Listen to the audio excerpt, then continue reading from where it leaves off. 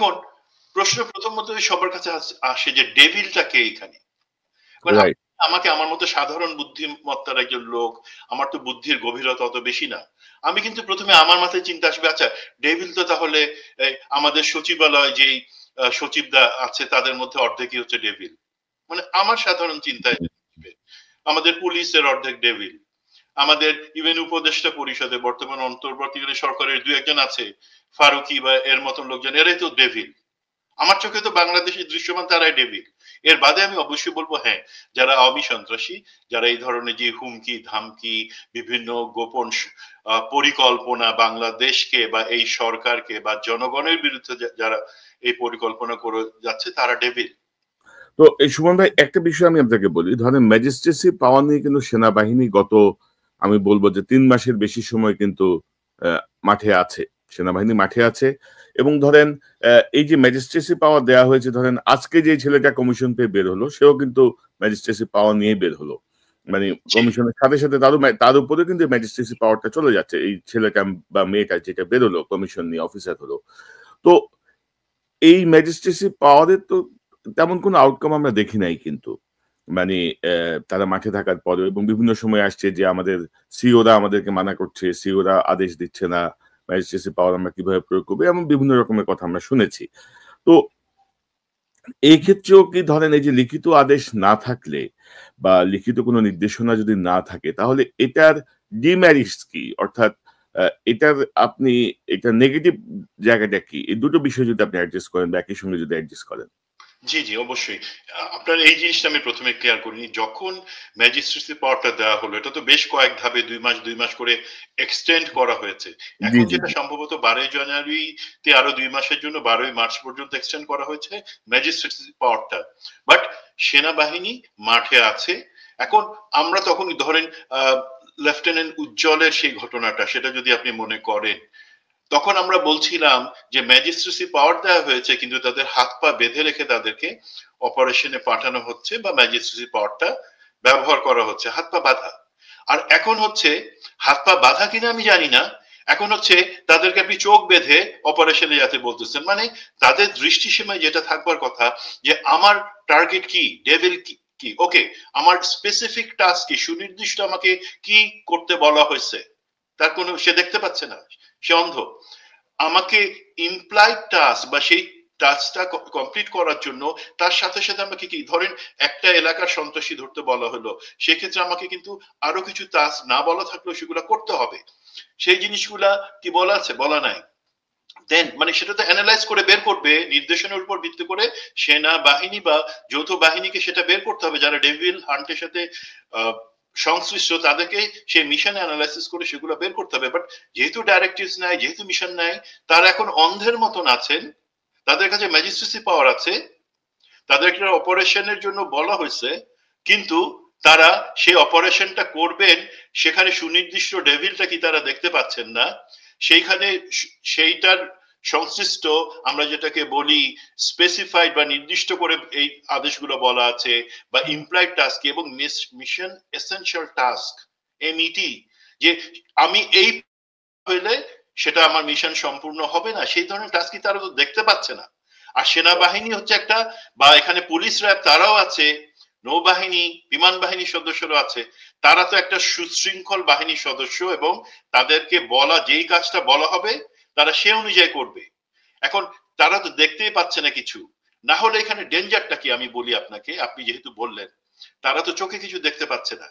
একদিকে একটা ভয় থাকে আমাদেরকে আল্লাহ না করুক এই তানজিমের মতন যে শাহাদাত বরণ তেমন একটা ঘটনা একদিকে, আরেক দিক হতে পারে যে কিছুদিন আগে যুব দলের বিএনপির একজন কর্মীকে ভুল কুমিল্লায়। বোঝাবুঝির কারণে তাকে ডেকে নিয়ে আসা হলো এবং তার যে মৃত্যুবরণ, সেই ধরনের অনাকাঙ্ক্ষিত জিনিসগুলো হতে পারে।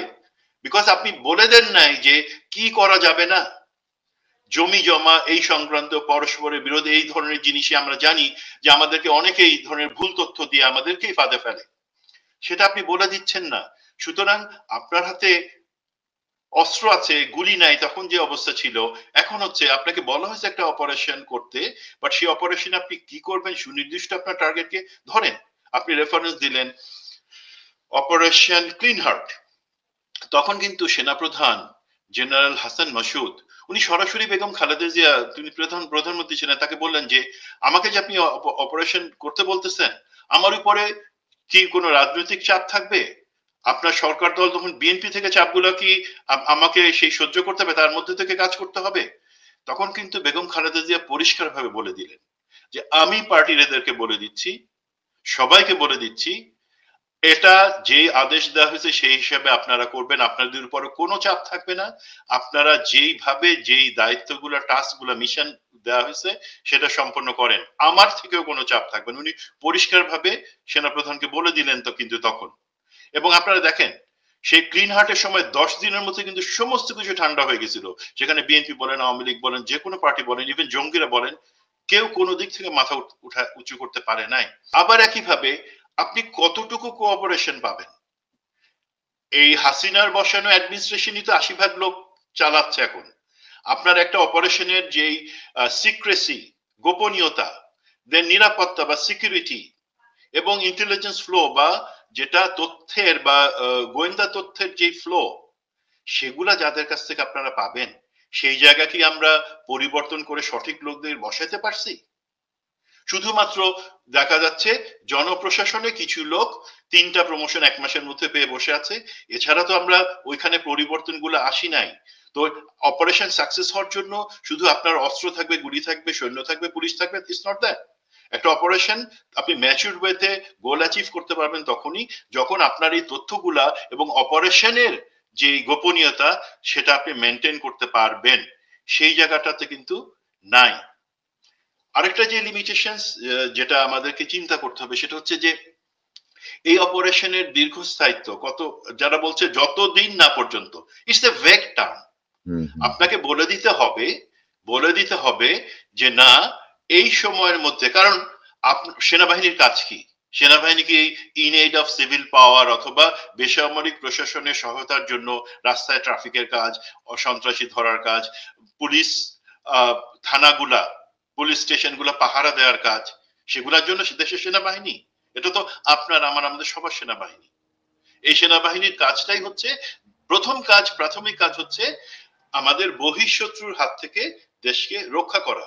সেই জায়গায় আপনার ট্রেনিংটা, সেই জায়গায় সেনাবাহিনীর আসল যে কাজ, সেই জায়গায় কত দূর আগাচ্ছে আপনি? তার মানে হাসিনা একদিক থেকে সেনাবাহিনীকে একটা ভাত খাওয়া সেনাবাহিনী বাড়ানোর প্ল্যান করছিল, এখন আপনি সেনাবাহিনীকে একটা লাঠিয়াল দারোয়ানের জায়গায় নিয়ে আসতে চাচ্ছেন।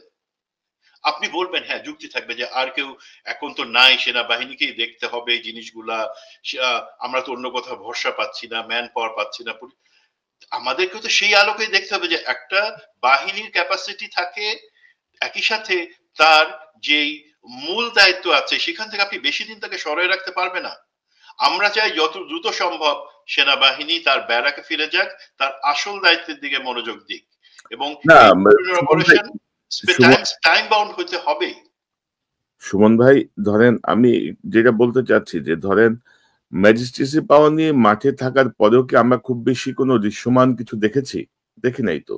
জি না। ধরেন আমি যদি 2009 এর আগে কথা যদি বলি, 96 সালে নির্বাচন বা 91 নির্বাচন, বা 2009 নির্বাচনের আগেও, 8 নির্বাচনের আগেও যদি বলি, সেনাবাহিনী মোতায়েন মানে হচ্ছে সাথে সাথে কিন্তু একটা একটা সাড়া পড়ে যেত, তাই না? জি যে মানে একটা ম্যাসিভ অপারেশন ক্লিন হার্ট কয়দিন হয়েছে, এবং অভিযোগ কিন্তু খুবই কম অপারেশন ক্লিন হার্ট নিয়ে। একেবারে সুনির্দিষ্ট ভাবে যে অ্যাকশন, সেই অ্যাকশন তো আমরা মানে ম্যাজিস্ট্রেসি পাওয়ার দিয়েই তো এটা দমন করা সম্ভব। ডক্টর জি ইউনূস সরকারের বা ইউনূস সাহেবের ব্যক্তিগত এই আগ্রহটার জায়গায় তো আমরা দেখি নাই যে এটাকে কেউ অ্যাড্রেস করছে প্রপারলি। তো এখন এই প্রসঙ্গগুলো আসছে যে সেনাবাহিনীর কি ছুটি লাগবে না, সেনাবাহিনীর কাজটা কি, সেনাবাহিনী কি মানে পুলিশের ভূমিকা অবতীর্ণ হবে সবসময়। তো এই যে যারা কাজ করতে দিচ্ছে না, মানে ম্যাজিস্ট্রেসি পাওয়ার পাওয়ার পরেও যারা বিভিন্ন জায়গায় অবস্টেকল তৈরি করছে, তারাই তো ভাই কমান্ডিং অফিসার, তারাই তো পজিশনে আছে। তারা কি এই অপারেশন কতটুকু সফল হতে দিবে? তারপরে আবার যেখানে কোনো নির্দেশনা নাই, সুনির্দিষ্ট কোনো পয়েন্টেড কিন্তু কিছু নাই। কমান্ডিং অফিসারদের জায়গায় আমি হয়তো আমার মতটা একটু ভিন্ন হবে, বিকজ আমি বিশ্বাস করি কমান্ডিং অফিসার লেভেল পর্যন্ত যারা আছে তারা কিন্তু, আমি ব্যক্তিগতভাবে বিশ্বাস করি তারা জনগণের ভাষা আগে থেকেই বুঝতে পারছে, এবং যদি না বুঝতে পেরে থাকেও এতদিনে, তারা কিন্তু দেশের চাহিদা কি, জনগণের চাহিদা কি, সঠিক কাজ কোনটা, সেটা কিন্তু তারা বাইনাও তারা অ্যালার্ট এবং বুঝে গেছে। বাট নির্দেশনা ছাড়া কিভাবে করবেন? আরেকটা জিনিস হচ্ছে, ইউ আর ভেরি রাইট, চাপ। শুধু তো আমি বলবো না যে সেনা বাহিনী বা বাহিনীগুলোর উপর থেকে চাপ, বিভিন্ন ধরনের চাপ গুলা কে অগ্রাহ্য করা বা সেটাকে ম্যানেজ করে কিন্তু এই ধরনের অপারেশন করতে হয়। এখন আপনি জানেন কিনা জানি না, আমি জানি কিন্তু আরাফাত সহ অনেকেই দেশের ভিতরে আছে। জি আমি জানি, আমি দেখতে চাই, আমি জানি, হ্যাঁ আমি দেখতে চাই এই যে অপারেশন হচ্ছে সেটাতে, আজকে টিভিতে দেখলাম 270 জন না কতজনের লিস্ট এই পর্যন্ত এই 3 দিনে হয়েছে, সেটার একটা দেখাচ্ছে কোথায় কোন অভিযান হচ্ছে। যাদের চেহারা আমি দেখছি, ঠিক আছে, তারা যদি অপরাধ বা সন্ত্রাসী হয়ে থাকে, হুমকি হয়ে থাকে, অবশ্যই তাদের ধরা হবে। বাট আমি প্রথমে দেখতে চাই আরাফাতের চেহারা, আমি প্রথমে দেখছি এই ধরনের আরো, আমার ধারণা সবাই পালা যায় নাই, আরো 80 থেকে 100 জন, যাদেরকে আমরা বলি যে বিভিন্ন সময় সেনানিবাসে তারা আশ্রয় নিয়েছিল বা আশ্রয় দেওয়া হয়েছিল, ভারতে চলে গেছে, সব ভারতে চলে যায় নাই। অনেকে আছে দেশে এই আরাফাত টাইপের, এই তারা ডেভিলের চেহারা আরাফাত, ডেভিলের চেহারা আপনারা রাখছিলেন হাসিনা, সেই তাকে হাসিনাকে তো পাবেন না, আরাফাত এবং তার মতন এমন যারা আছে তাদেরকে ধরে দেখান যে না, আমরা যে কোনো চাপ বা যে কোনো ধরনের এই পর্দার পিছনের জিনিস বুঝি না, আমাদেরকে দায়িত্ব দেওয়া হয়েছে, আমরা সেটা মানবো। এখন সেই জায়গাটাতে আগানোর জন্য আমার বিশ্বাস আছে তারা চেষ্টা করবেন। বাট এই যে রিয়েলিটি যেগুলো বললাম, কাদেরকে, আর্মিকে আপনি কতদিন রাখবেন, এবং সেই আর্মি বা সেই পুলিশ যেখানে তারা কোনো ছুটি ছাটা ছাড়া 7 মাস ধরে কাজ করতেছে, এই জায়গাটাতে আমার মনে হয় ডেভিল হান্টের আমাদের খুব বেশি আশাবাদী হওয়ার কিছু নাই। বাট যদি আমি মনে করি যে তাদেরকে যে একটা ম্যাজিস্ট্রেসি পাওয়ার তো সবসময় আসে নাই বা আসে না, এইটা সুযোগ নিয়ে তারা যদি চায় তারা করতে পারবে। এখন এইটার আমি একটা, এই যে ডেভিল হান্ট হচ্ছে, আপনি কোনো পরিষ্কার কিছু ঝেড়ে কাটতেছেন না, বলতেছেন না, সেটা আমার কাছে মনে হচ্ছে কি আসলে উদরপিণ্ডি বুধর ঘাড়ে দেওয়ার মতন একটা ব্যাপার। সরকারের কিন্তু কিছু দায়িত্ব ছিল, পরিস্থিতিতে তারা খুব সহজভাবে সমাধান করতে পারতো, আমি বিশ্বাস করি। সেটা হচ্ছে আপনি পরিষ্কার করে দেন ডেভিলটাকে, আপনার মুখে বলার দরকার নেই, আপনার একটা কাজ করেন, আওয়ামী লীগকে নিষিদ্ধ করে দেন। ছাত্রলীগকে নিষিদ্ধ করছেন, আওয়ামী লীগকে নিষিদ্ধ করেন। ধরেন র্যাব যে 3, 4, 5 সালে জঙ্গি বিরোধী অভিযানটা যখন করলো, এটা সাকসেস এত ভালো ছিল কেন? অবশ্যই লিডারশিপের একটা ব্যাপার আছে। এর বাদে কিন্তু ছিল জেএমবি কে নিষিদ্ধ করা হয়েছিল। তারা জানে, তাদের আদেশটা তাদের কাছে পরিষ্কার, টার্গেট পরিষ্কার, একটা নিষিদ্ধ সংগঠনের সন্ত্রাসীদেরকে আমরা ধরবো এবং ধরতে পারবো। এখন আপনি যদি আওয়ামী লীগকে নিষিদ্ধ না করেন, অর্ধেক আওয়ামী লীগ তো বাকি রাজনৈতিক দলগুলার ছত্রছায়া যাওয়ার চেষ্টা করবেই, তারা সেখানে প্রোটেকশন দেওয়ার চেষ্টা করবে, তারা কোনো একটা জিনিস নিয়ে মিছিল বার করে দিবে যে না, জনগণের উপরে এই ডেভিল হান্টের নামে জনগণের উপরে অত্যাচার করা হচ্ছে, নিরীহ লোকদেরকে হয়রানি করা হচ্ছে, আপনি টেক দিস, তারা এটা করবেই। এখন আওয়ামী লীগকে নিষিদ্ধ করতে আপনার সমস্যা কোথায়? আওয়ামী লীগ তার যদি হয়, আওয়ামী লীগ নিষিদ্ধ হয়ে গেলে তো কাজটা খুব ইজি। বাট সেইটা না করে আপনারা প্যাচাই তেনা জিনিসটা আপনারা সেনাবাহিনীকে বা যৌথ বাহিনীকে দিচ্ছেন যে ডেভিল হান্ট করো, বলে দিচ্ছেন না যে কাকে হান্ট করো, কিভাবে করো, কোনটা করতে পারবা না, কোনটা করতেই হবে বলে দেন নাই। এখন সরকার বা দেশের সুশীল সমাজ বলতে পারে রাজনৈতিক একটা দলকে নিষিদ্ধ করা তো সহজ না, আমরা গণতান্ত্রিক দেশ হিসেবে পরিগণিত হবো বা এই ধরনের জিনিস হব। আরে ভাই, আইসিস আজকে কি মার্কিন প্রশাসন তাদের সাথে বসে গল্প করে বা আলোচনা করে? তারা কিছু সংগঠনকে নিষিদ্ধ করছে, এবং তারা করছে এমন না যে সংগঠনকে নিষিদ্ধ করা, ভারত তার দেশের ভিতরের অনেক সংগঠনকে, রাজনৈতিক সংগঠনকে নিষিদ্ধ ঘোষণা করছে, কারণ তাদের কাছে মনে হচ্ছে সেটা তাদের ন্যাশনাল সিকিউরিটি বা জাতীয় নিরাপত্তার জন্য হুমকি স্বরূপ। আমরা তো সংগঠন অনেক নিষিদ্ধ করছি, তার মানে দাড়ি টুপি থাকলেই তাদের নিষিদ্ধ করব? আর আওয়ামী লীগের সুশীল বাবুদেরকে, আওয়ামী লীগের মতো সন্ত্রাসী যারা এই 24-এ সেই 2000 ছাত্র জনতাকে হত্যা করছে, তারা আসছে বিডিআর হত্যাকাণ্ডের মধ্যে দিয়ে, তারা হেফাজত হত্যাকাণ্ড করছে, তারা তাপসের উপর গ্রেনেড হামলার মতো নাটক সাজাই, অফিসারদেরকে জেল 5 বছরের করে জেল দিছে, তারা ভুয়া নির্বাচন করে যাচ্ছে, এবং নির্বাচনের সময় বিভিন্ন অজুহাতে সাইদির সংক্রান্ত ব্যাপারে তারা শয় শয় মানুষকে মেরে ফেলছে, তারা হাজার হাজার গুম খুন করছে, তারা কি সন্ত্রাসী না? আপনি বলবেন না, বিচারের মাধ্যমে তাদেরকে, আদালত তাদেরকে সন্ত্রাসী বলে নাই। আরে ভাই, ভারত, যুক্তরাষ্ট্র, যুক্তরাজ্য তারা যখন একটা দলকে সন্ত্রাসী বলে সেটিকে আদালত থেকে পারমিশন নিয়ে নেয়, সরকার বলে দেয়। এবং সেক্ষেত্রে সরকারের একটাই শুধু চাওয়া থাকে, একটা রাজনৈতিক মতৈক্য থাকতে হবে। আমাদের রাজনৈতিক দলগুলোর সমস্যা কোথায়? মতৈক্য আসছে যে হ্যাঁ, আওয়ামী লীগকে তোমরা নিষিদ্ধ করো, আমরা নিষিদ্ধ করব। তো এইভাবে কিন্তু সহজে কাজটা করা যায়। তো সেই সহজ কাজটাকে তারা এখন নিজেদের কাজ না করে, তারা, আমার কাছে সেই জন্য কষ্ট লাগতেছে, তারা আর্মির উপরে চাপাই দিবে একটা ভেগ অর্ডার দিয়ে। এবং আর্মি যদি সাকসেসফুল, বা সরি মানে যে যৌথ বাহিনী, তারা যদি সাকসেসফুল না হয়, বলবে যে তারা সাকসেসফুল হয় না, আমাদের কি করবার আছে। না ধরেন আপনি যেটা বলছিলেন, আমি সুমন ভাই অপারেশনটা যেদিন শুরু হয় সেদিনই আমি একটা ফেসবুকে একটা পোস্ট দিয়েছিলাম, আমি যদি দেখাই আপনাকে, যে অন্তর্বর্তী সরকারের ডেভিলদের হান্ট করবে কে? অবশেষে আইন শৃঙ্খলা পরিস্থিতি স্বাভাবিক রাখতে এবং সন্ত্রাসীদের আইনের আওতায় আনতে অপারেশন ডেভিল হান্ট নামে একটি বিশেষ অভিযান শুরু করেছে যৌথ বাহিনী। এই অপারেশন সফল করতে হলে অন্তর্বর্তী সরকারের ভেতরে কমপক্ষে যে 9 জন ডেভিল আছে তাদের হান্ট করতে হবে, না হয় এইসব ডেভিল যাই অপারেশন ডেভিল হান্টের 23টে মেরে দেবে। কারণ নাম বললাম না আপাতত। তো মানে ধরেন আমাদের কাছে ধরেন অবস্থানটা ক্লিয়ার, এবং আপনি যেটি বলছেন বিষয়টাও তাই, যে আপনি অন্তর্বর্তীকালীন সরকারের কাছে স্পষ্ট না আর কি। এবং ধরেন আমি যদি আরেকটা প্রসঙ্গে যাই, যে 5ই অগাস্ট যে ধরেন একটা জনতার যে মানে রিফ্লেক্স অ্যাকশনে ধরেন 32 নম্বরে ভাঙচুর হয়েছিল, গণভবনে লুটপাট ভাঙচুর হয়েছিল, মানুষ ক্ষোভ জানিয়েছিল এই স্বৈর শাসক খুনি হাসিনার প্রতি। কিন্তু ঠিক 6 মাসের মাথায় আপনি যদি দেখেন যে 32 নম্বরের শেখ মুজিবুর রহমানের স্মৃতি বিজড়িত এই বাড়ি, বা আওয়ামী লীগের ভাষায় মানে ধরেন আমি যদি ওভারঅল যদি বলি, বাংলাদেশের দুটো বাড়ি খুব গুরুত্বপূর্ণ ছিল, একটা 32 নম্বরের বাড়ি, একটা শহীদ মইনুল রোডের প্রেসিডেন্ট জিয়াউর রহমানের বাড়ি। জিয়াউর রহমানের বাড়ি তো সেনা পুলিশের তত্ত্বাবধানেই গুড়িয়ে দেওয়া হয়েছে হাসিনার সময়।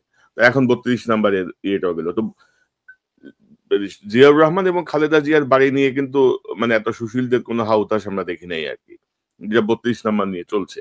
তো যাই হোক, আমি যেটি বলতে চাচ্ছি, আপনি যদি দেখেন যে এরকম একটা ফ্যাসিস্ট খুনি শাসন আমলের পরে তারা 6 মাসের মাথায় এসে হরতাল ডাকছে, তারা 6 মাসের মাথায় এসে আন্দোলনের কর্মসূচি ঘোষণা করছে, তারা ক্রমাগত উস্কানি দিচ্ছে, তারা ক্রমাগত সুযোগ পেলেই মানুষ মারছে। যেখানে ধরেন আপনি যেটি বলছিলেন যে আগস্টের 5 থেকে 8 কোনো সরকার না থাকলেও মানুষের উপর যে হামলা, যেটা আওয়ামী লীগ নেতারাই বলছিল যে এক রাতে 2 লক্ষ মানুষ মেরে ফেলবে, মানে আমি বলবো যে বিএনপি সহ অন্যান্য রাজনৈতিক দলের যে সহনশীল আচরণ, সে কারণে কিন্তু অনেক অনেক ড্যামেজ কিন্তু হয়নি। কিন্তু গত 6 মাসে তাদের অব্যাহত উস্কানি এবং ছাত্র জনতার উদ্দেশ্যে হাসিনার বক্তব্য দেওয়ার মতো যে দুঃসাহস তিনি দেখিয়েছেন, তারই প্রতিক্রিয়া হচ্ছে 32 নম্বরে গুড়িয়ে যাওয়া। তো আপনি কি মনে করেন যে বর্তমান পরিস্থিতিটা কি দেখছেন? আমি মনে করি যে 32 নম্বরে ছাত্র জনতার যেই আহ, ক্ষোভ বিক্ষোভের যে বহিঃপ্রকাশ, সেটি কিন্তু আমাদেরকে আবারও দেখিয়ে দিয়েছে যে ছাত্র জনতা এখনো সজাগ এবং সচেতন। তো অন্তর্বর্তীকালীন সরকার যদি কোনো গেম প্লে করতে চায় বা কোনো স্বার্থে কাজ করতে চায়, তাদের পরিণতিও কিন্তু আমি মনে করি না যে খুব বেশি সুখকর হবে। তো ওভারঅল আপনি কি মনে করেন যে 32 নাম্বার, বর্তমান পরিস্থিতি, সরকারের ভূমিকা সব মিলিয়ে আপনি কি মনে করেন? জি, ধন্যবাদ। আসলে এই জিনিসটা আমি বেশ কয়েকদিন ধরে চিন্তা করছি। আপনি যেহেতু জিনিসটা অবতারণা করেন, আমি এটা বলবো। তার আগে একটা জিনিস একটু, যেটা আমাকে মাঝে মাঝে খোঁচায়, সেই জিনিসটা একটু বলে নিই। আমি দেখেছি যে এই 32 নম্বর ভাঙার পরে কিছু কিছু জায়গা থেকে এসছে কথাটা যে তুলনামূলক বিচার, যে খালেদা জিয়ার বাড়ি ভেঙে দেওয়া হয়েছে, 32 ভেঙে দেওয়া হয়েছে, সেটার একটা ন্যায্য বিচার। বাট পার্থক্যটা আপনি দেখেন, আপনি রাইটলি বলেছেন, বেগম খালেদা জিয়ার বাড়ি, যেটা শহীদ প্রেসিডেন্ট জিয়াউর রহমানের বাড়ি ছিল, সেটা কিন্তু ভেঙে দিছে একটা জালিম সরকার, তার প্রশাসনের সমস্ত যন্ত্র ব্যবহার করে অন্যায়ভাবে। সেখানে কোনো জনতা সেটা ভাঙে নাই। আর 32-এর জিনিসটা কিন্তু কোনো সরকার কোনো কিছু করে নাই, এটা আমাদের বিক্ষুব্ধ জনতা যারা মনে করছে যে ভাষাগত একটা সমস্যা মিটানো দরকার, সেই জন্য তারা একটা ভাষার সেখানে প্রয়োগ করেছে। সেখানে কোনো মব বা ভাঙচুরের থেকে আমি দেখবো ভাষা। এখন এই জিনিসটা একটু ক্লিয়ার করি যে আপনি বলছেন যে 32 নাম্বার যে 5ই ফেব্রুয়ারি তারিখে যে সেটা ভাঙা হইলো, আমার মনে হয় অ্যাকচুয়ালি আমাদের ভিতরে যারা কিছু আছেন, আমি বিশ্বাস করি এবং আমি মোটামুটি একটা ধারণা আছে যে আমাদের মধ্যে এখনো কিছু লোক আছেন যারা ভিতরে ভিতরে কাজ করছেন এবং তাদের একটা চিন্তা হচ্ছে যে একটা ফেজে ধাপে ধাপে আমাদেরকে এই যে আমাদের একটা আন্দোলন হলো বা যেটাকে তারা মনে করেন বিপ্লব, সেটাকে একটা জায়গায় পৌঁছাতে হবে, তার অভ্যিষ্ট লক্ষ্যে পৌঁছাতে হবে, যেটা অ্যাকচুয়ালি ট্রেনের বাইরে চলে যাচ্ছে। তো সেই ক্ষেত্রে প্রথম পদক্ষেপটা ছিল অ্যাকচুয়ালি 32, যেখানে তারা 2-3টা জিনিস কিন্তু অ্যাচিভ করেছেন। একটা কি দেখেন, তার কিছুদিন আগে পর্যন্ত আমরা বলতেছিলাম কিন্তু ছাত্র জনতা কোথায় গেল, সবার সেই উচ্ছ্বাস, সবার সেই শক্তি, ঐক্য, সেটা তো চলে গেল। তারা তো আস্তে আস্তে দুর্বল হয়ে যাচ্ছে, তাদের তো দেখা যায় না সেইভাবে কার্যকরী ভাবে। 32 কিন্তু এই ঘটনাটা বুঝাই দিল যে না, ছাত্র জনতা এখনো জেগে আছে এবং প্রয়োজন বোধে বড় কোনো পরিকল্পনা বা কিছু দরকার নাই, তারা যে কোনো সময় যে কিছু করতে চায় বা পারে, সেটা তারা দেখায় দিল। 2 নাম্বার হচ্ছে ভাষাগত যে জিনিসটা। দেখেন, তার আগে দেশের সব লোকজন যারা মানে কাঙ্ক্ষিত যে আন্দোলনের ফল ফসল বা তার লক্ষ্যে একটা অ্যাটলিস্ট কাজ করার যে জিনিসটা, সেটা সরকারের কাছে দেখতে যাচ্ছিল। এটা আমাদেরই তো সরকার, তাদের কাছে দেখতে চাচ্ছিল, বাট তারা দেখতে পাচ্ছিল না। মনে হচ্ছিল যে আমরা একটা ভাষায়, চাইনিজ বা অন্য কোনো ভাষায় কথা বলতেছি, তারা তাদের কোন একটা ভাষায় সেই জিনিসটা শুধুমাত্র শুনতে পারবে, ইথারে কোনো একটা সমস্যা হয়ে যাচ্ছে। তখন এত বললেন, আপনারা বললেন, লোকজন বলল, কেউ, সরকার শুনছে না। তখন যেই জিনিসটা হলো 32-এর ভাষা আমরা যেটাকে বলি, যে চলো, হাসিনা যদি এখনো বাইরে বসে বা তার সন্ত্রাসীরা যদি দেশের ভিতরে বসে এই ধরনের একটা উস্কানি দিতে পারে যে তারা আমাদেরকে দেখে দেখে বেছে বেছে মারবে, তারা বাংলাদেশের কাউকে শান্তিতে থাকতে দিবে না দিনে এবং রাতে, সেই আমরা দেখাই দিই যে ছোট্ট একটা এক্সাম্পল 32 হয়ে গেল। এখন দেখেন কিন্তু 32-এ যে ল্যাঙ্গুয়েজ, তার মানে আমার আপনার বাংলা, ইংলিশ, চাইনিজ আমরা যাই বলি না কেন, সরকার বুঝতে পারে নাই, উপদেষ্টারা বুঝতে পারেন নাই। যে মুহূর্তে 32 ভাঙা হয়ে গেল, সাথে সাথে ডেভিল হান্ট চালু হয়ে গেল। সাথে সাথে ঠিক আছে, আওয়ামী লীগ কিভাবে নিষিদ্ধ করা যায় সেটা আমরা দেখি। তার মানে আপনি সরকারই তো বলতেছেন যে হ্যাঁ আপনি এই ভাষা বুঝেন, আপনি তখন বুঝলেন না এই 6 মাসে, আপনি 32 ভাঙার সাথে সাথে আপনি ভাষা বুঝে গেলেন।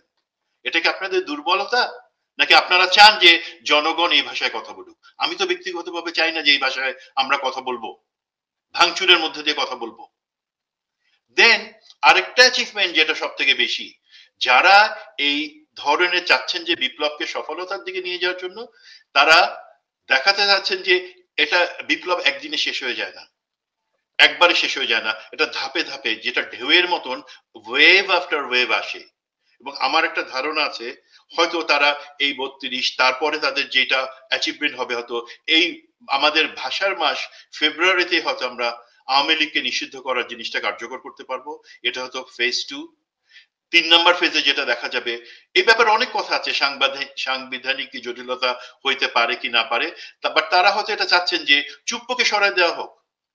আওয়ামী লীগের এই ধরনের নিশানা, এত চোর বাটপার অসভ্য চুপ্পু, সে তার জায়গায় আমার প্রেসিডেন্ট হিসেবে থাকলে আমার তো ভাবতে লজ্জা লাগে তো সে নাকি আমার প্রেসিডেন্ট, সেই চুপ্পুরে সরাই দেওয়া হোক, তার হয়তো সেটা চাচ্ছে।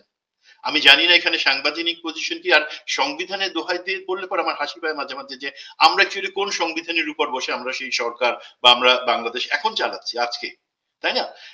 এবং চতুর্থ বা শেষ ধাপে হয়তো ওনারা চাচ্ছেন যে এই যে অথর্ব উপদেষ্টা বেশিরভাগ, যারা আমাদের প্রত্যাশার বিপরীতে কাজ করে যাচ্ছেন, প্রতিনিয়ত প্রতিটা সিদ্ধান্ত নিচ্ছেন, তাদেরকে সরাই একটা অ্যাক্টিভ, কমিটেড এবং সত্যিকারের যারা দেশপ্রেমে উদ্বুদ্ধ হয়ে কাজটুকু করতে পারে। আমার দেশপ্রেম আছে, আমি বিছানায় শুয়ে শুয়ে ঘুমাচ্ছি দেশপ্রেম নিয়ে, আই ডোন্ট নিড দ্যাট।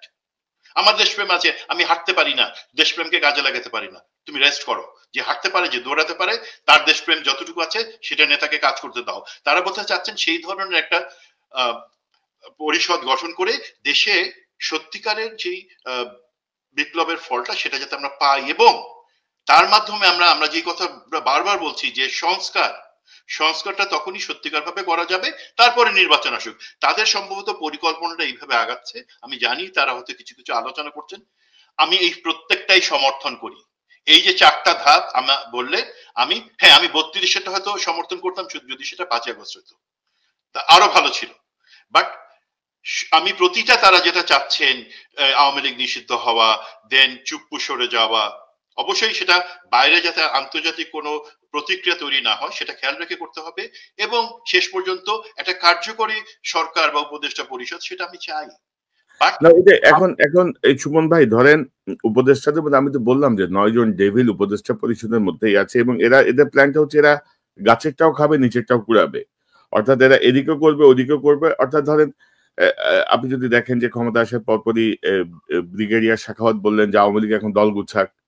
কদিন আগে যে সংবিধান সংস্কার কমিটির আলী রিয়াজ বলছেন যে আওয়ামী লীগকে ফিরে আসতে হলে কি কি করতে হবে, শর্ত 4টা ধাপের কথা বলছেন, ক্ষমা চাইতে। অর্থাৎ এই জাতীয় ভাবনা আসে কি করে 6 মাসের মাথায়? এই পরিমাণ গণহত্যার পরে, এই পরিমাণ লুটপাটের পরে আপনি কিভাবে ভাবছেন আপনার চোখের সামনে যেখানে আপনাদের পরের যে বিজয়, যে সিরিয়ার যে আসাদের যে পলায়ন, হাসিনার পলায়ন অলমোস্ট সেম। আর সিরিয়ার কি হচ্ছে? আসাদের দল আছে নিষিদ্ধ, কি হচ্ছে? ক্যাপিটাল পানিশমেন্ট হচ্ছে ক্রমাগত। তো আমাদের এখানে তারা আইনের মস্তামস্তি করতে করতে 6 মাস পার করে দিয়েছে। একটা মামলা রায় হয়েছে বলেন, যেটি আপনি বলছিলেন। সো এতটা ইনএফিশিয়েন্ট এবং ইনক্যাপাবল লোকজন দিয়ে আসলে হয় না আর কি।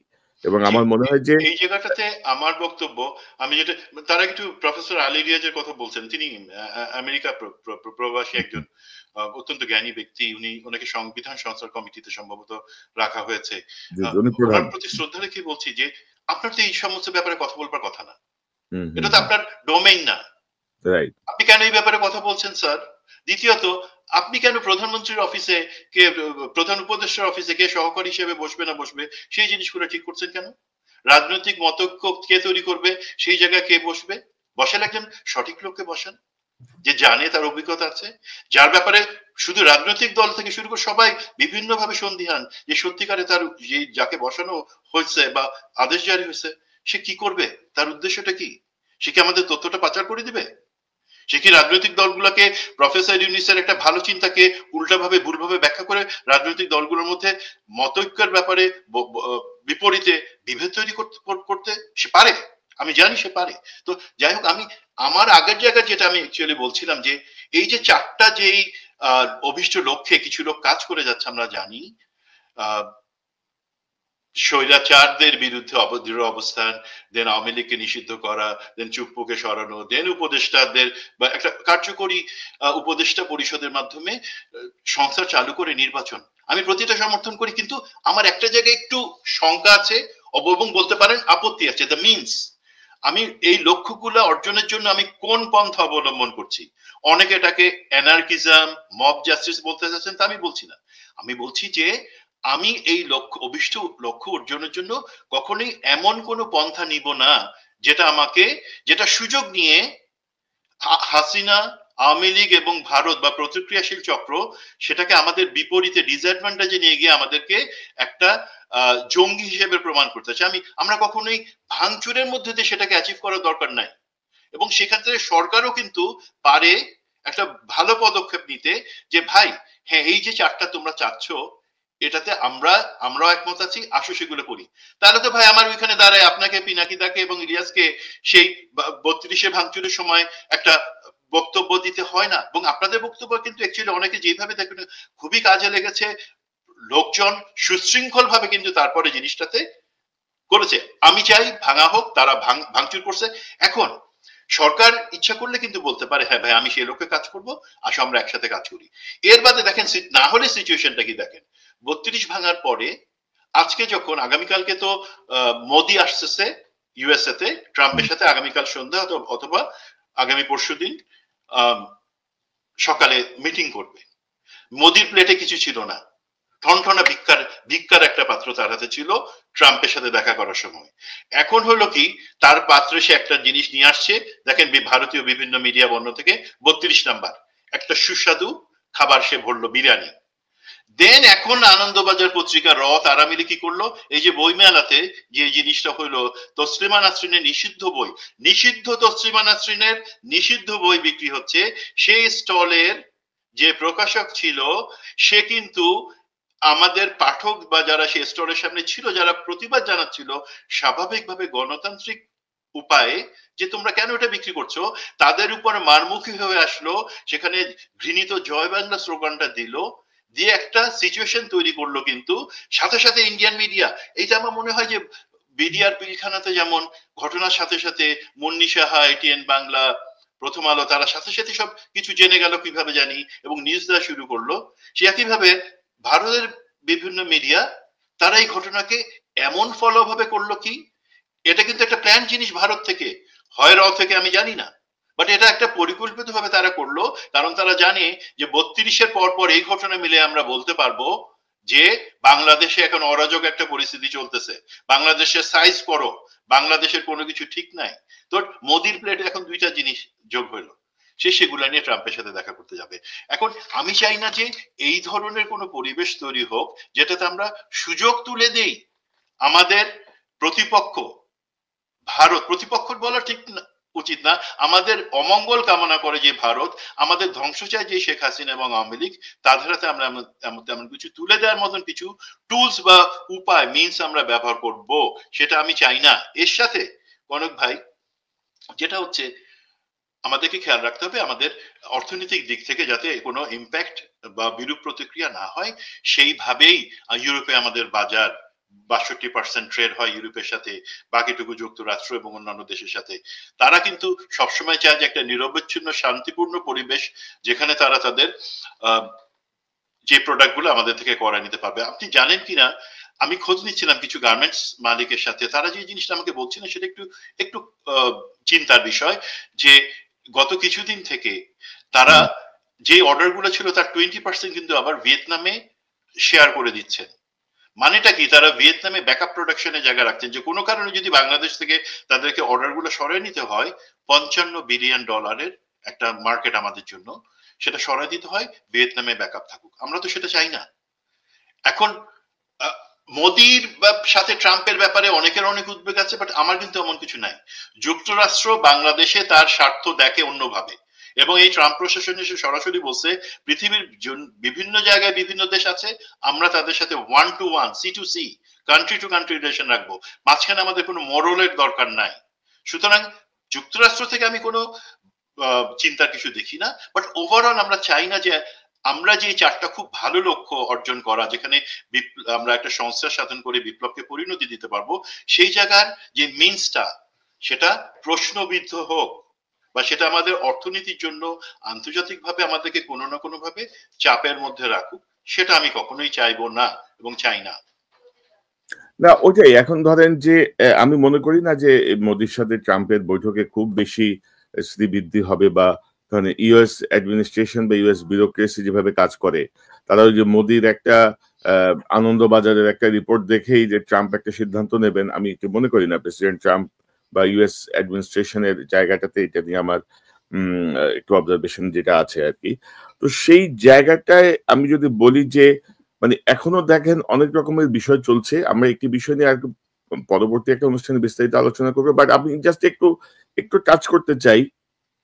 আপনি যদি দেখেন যে আমাদের সেনাবাহিনীর কর্মকর্তারা কিন্তু দীর্ঘদিন ধরে আন্দোলন করছেন বা দাবি করছেন যে তাদের যে প্রমোশনের যে বয়স, সেটি অন্যান্য দুই বাহিনী, বিমান বাহিনী এবং নৌবাহিনীর সাথে সম্ভবত একটা গ্যাপ আছে 2 বছরের, সেটি যেন তারা অ্যাডজাস্ট করার কথা বলছিলেন।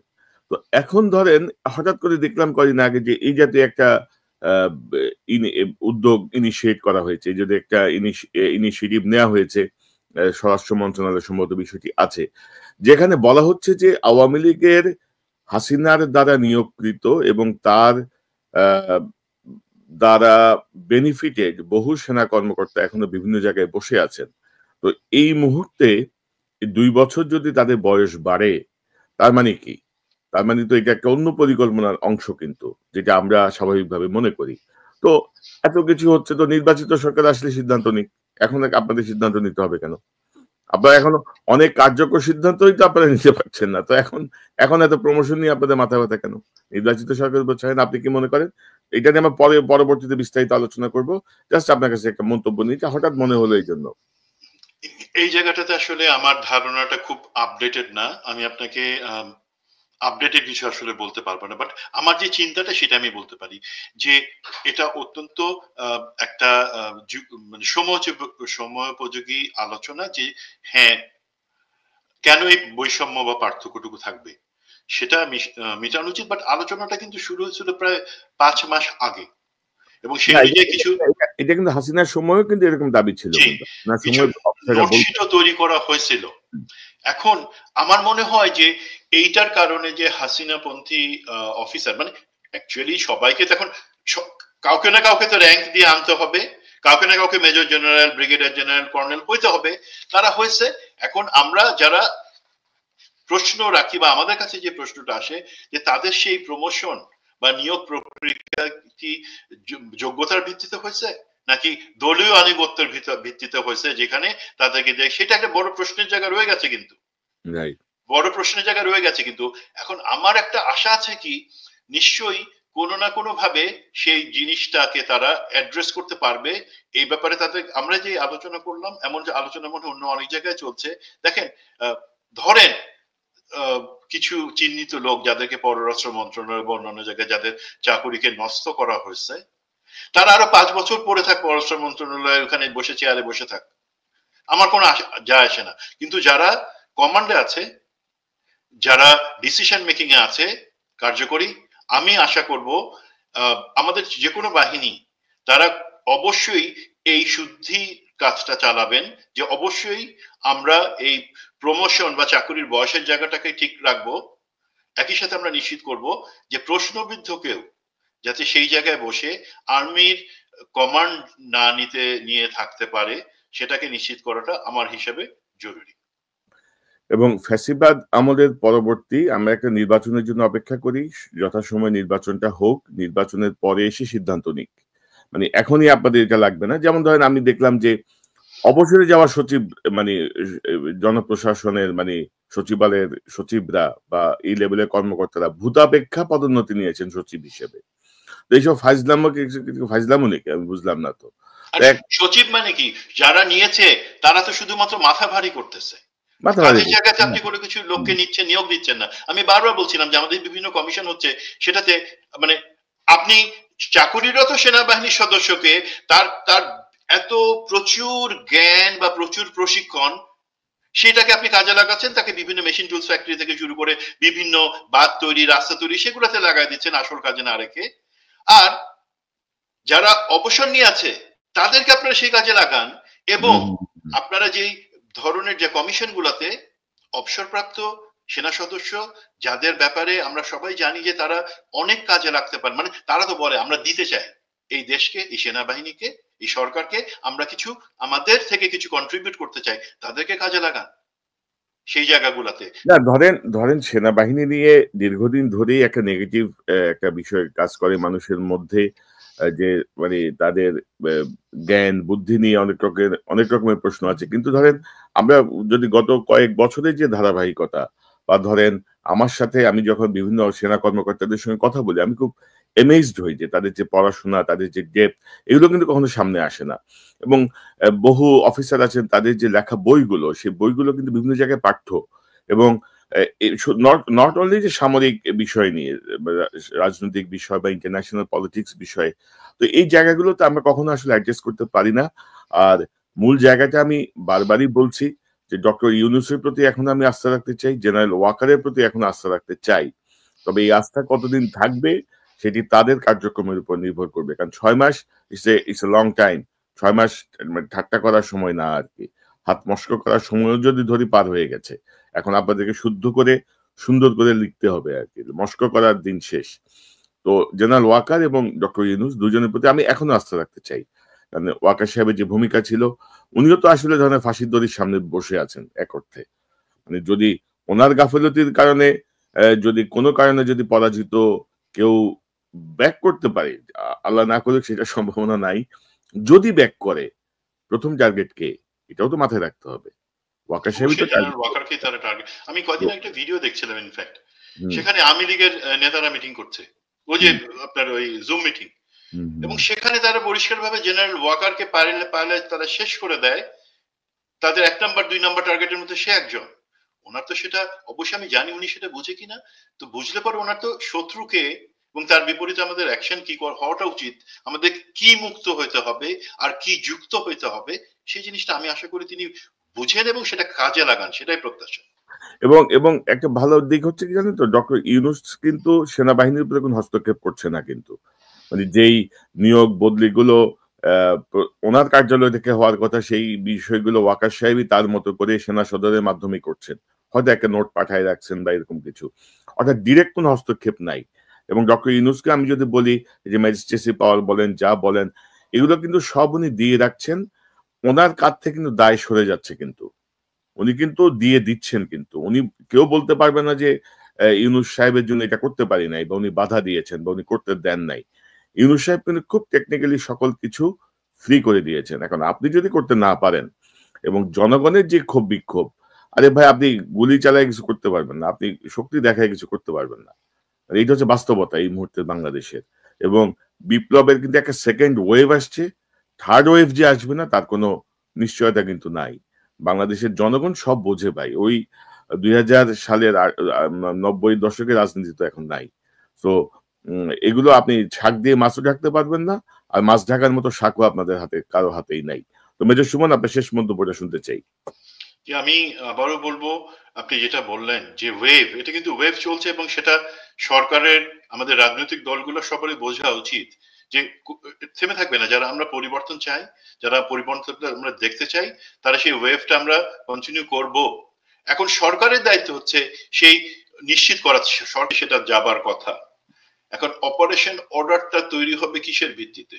সেটা হবে যেই মন্ত্রণালয় বা সরকারের যেই অংশটা এই অপারেশনের আদেশ দিচ্ছে বা তার তত্ত্বাবধানে থাকছে, তারা একটা ডাইরেক্টিভস দিবে বা একটা নির্দেশনা দিবে, সুস্পষ্ট নির্দেশনা।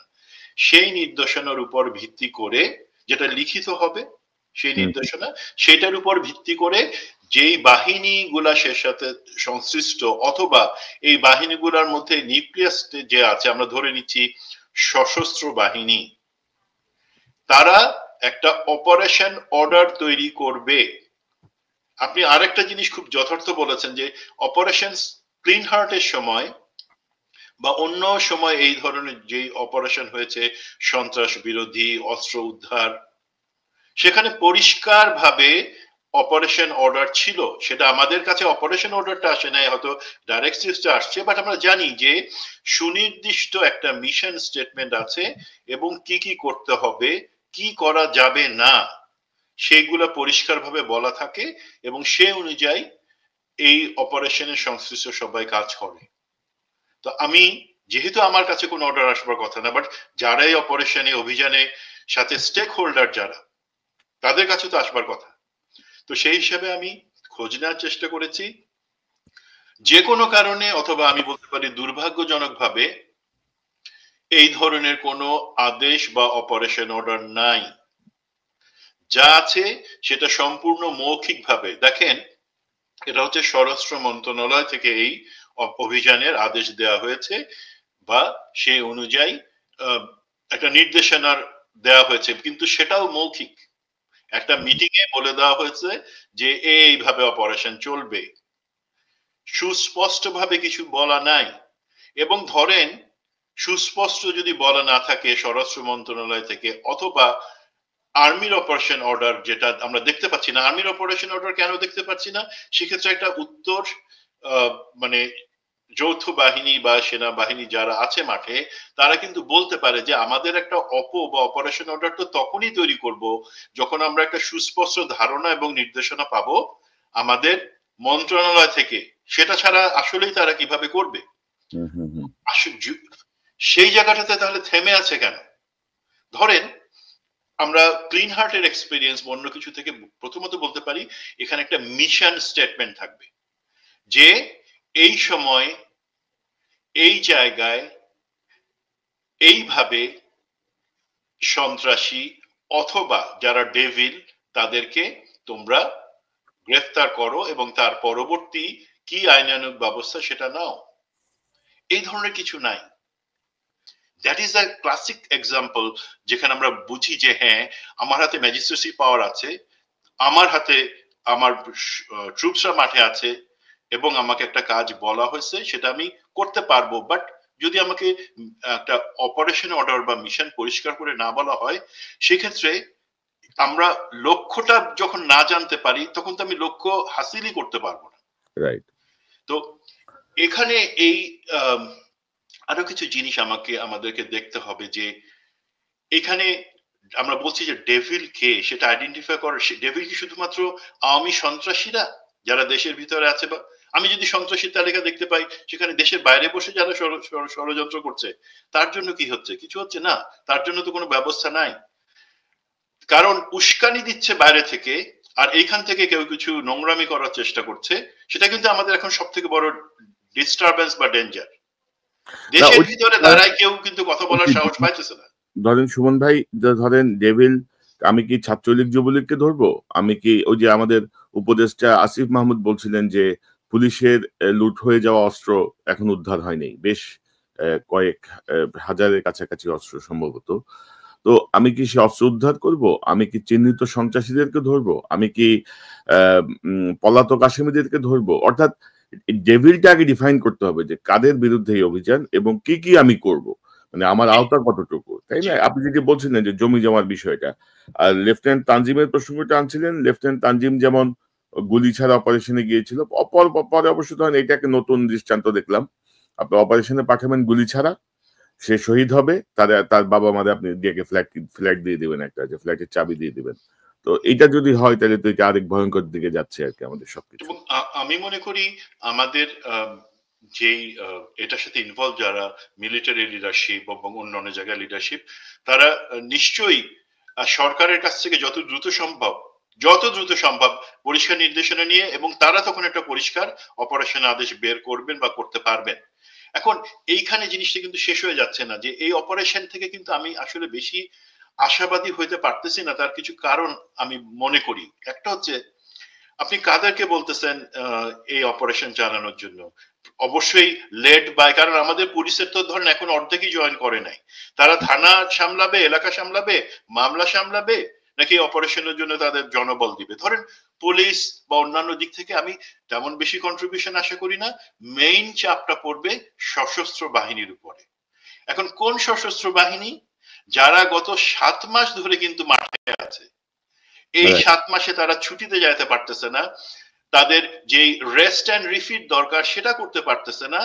তা আমরা প্রত্যাশা করতেছি যে 7 মাস ধরে কন্টিনিউয়াস তারা অক্লান্ত ভাবে, তাদের ঘুমের দরকার নাই, তাদের ছুটির দরকার নাই, তাদের অন্যান্য যেটা প্রশাসনিক কাজ সেটার দরকার নাই, তারা পুরা 100% জোশ নিয়ে তারা এই অপারেশন করবে। এটা রিয়ালিস্টিক না।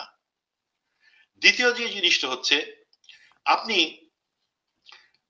এইটা ডেটাবেস গুলা, এই ডেভিল, সন্ত্রাসী, অস্ত্র কারা নিচ্ছে, সেটার ডেটাবেস গুলো আপনি কার কাছ থেকে নিচ্ছেন? পুলিশের কাছ থেকে?